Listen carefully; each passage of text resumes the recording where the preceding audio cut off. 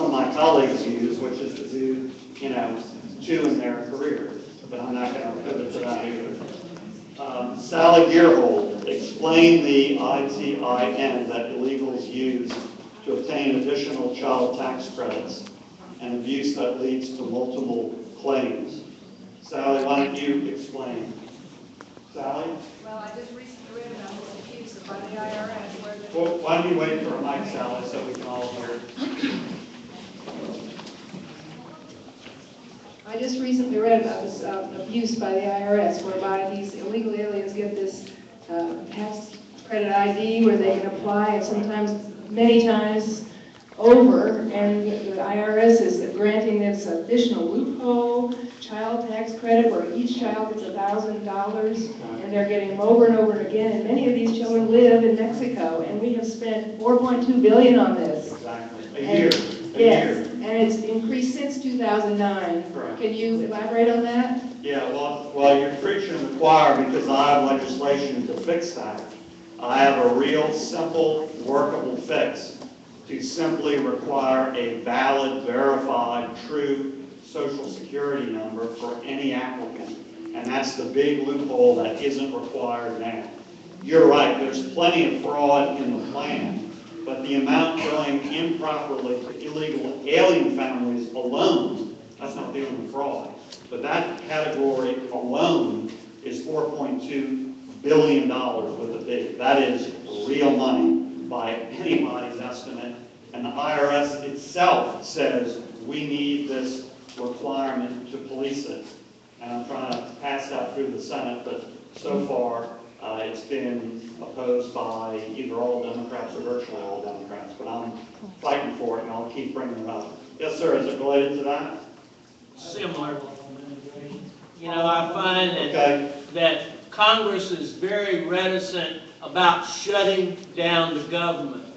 Would you support an organization that would gather together as many people as are here to go to Washington, and is it possible for enough people to go to Washington to shut down the government? People going to Washington. Yeah, just literally in a fill up the government place building where nobody can do anything.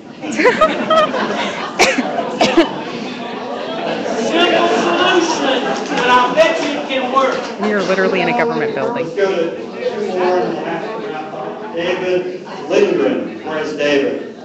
We can all give David our attention, asking about a shortage of pharmaceuticals, and the expense has grown 400%. They were generic a year ago, Yeah. and now they're tier 4, which is the most expensive tier. So you're looking at, on the tier 4 medicals, something in the neighborhood of $300 a month. And David, what happened to the generic version? Well, that's just a lot of oof. I mean, But that there was a generic a year ago. What happened to that? they say it's not available, but it was a generic. It was like aspirin. Okay. David, if you don't mind, before you leave, give us your information and the name of the drug if you have it. I'll look specifically into that. One issue, and I don't know if this is involved in this case or not, but one issue that I've been fighting is what's called pay for delay. Drug companies of name brand drugs, in many cases, are settling lawsuits, making payments to generic companies to avoid generics coming on the market, to be able to keep prices high. And I'm fighting that. The good news is there's a recent Supreme Court decision that disallows a lot of that, and I'm still pushing legislation that happens to be bipartisan to disallow all of it. I don't know if that pay for delay is involved in this case, but if you give us the details and your information and the drug name, we'll look into it. One of the pharmaceutical businesses, Milligram. Vitter. No, I don't think so. Let's go to a last question from Stephen Riley. Where is Stephen? In your invitation emailed out yesterday, among issues you discussed is, quote, trying to get rid of Obamacare, close quote. While I'll acknowledge that it is not perfect, Doesn't language like that portray a divisive tone that the general public is sick of? How in the future do you intend to embrace Congress the words of union justice and confidence that are sewn on the Louisiana state flag? Stephen, you want to elaborate? Well, I'm pretty sure you're well aware of the news, how Congress approval ratings are in the teens, if not single digits. And I mean, I'd issued a complaint before. I've been on your email list, I think, for at least a year. I've been a Louisiana resident for the past 2 years. And as somebody who doesn't ascribe to either Republican or Democratic affiliations, it just, for me as a first glance, I gotta get rid of Obamacare. It's like, to me, that just sounds like a regress. Let's go back to states that were not as, that were more problematic, I guess. And so, for something like Obamacare, I understand that the majority of the crowd has its complaints, has its issues with it. But, you know, for that being implemented, there was a positive intention to that, to address healthcare problems. So if the first flat-out impulsive solution is, let's get rid of it, that doesn't register for somebody who doesn't have any particular political affiliation.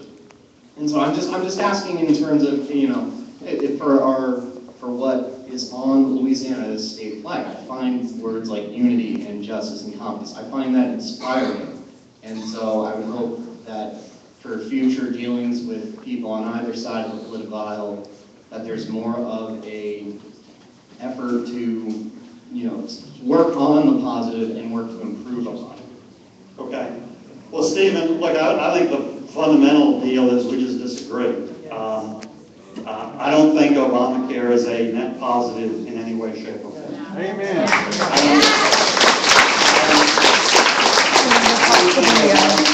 I'm gonna go talk to the one other non. I don't think it promotes justice. I don't think it promotes confidence. And I do think a pretty darn important part of my job is to be straight with people. And look, you might not like it, and you might vote against me because of it, but I'm fighting like the Dickens in the Senate to completely repeal Obamacare.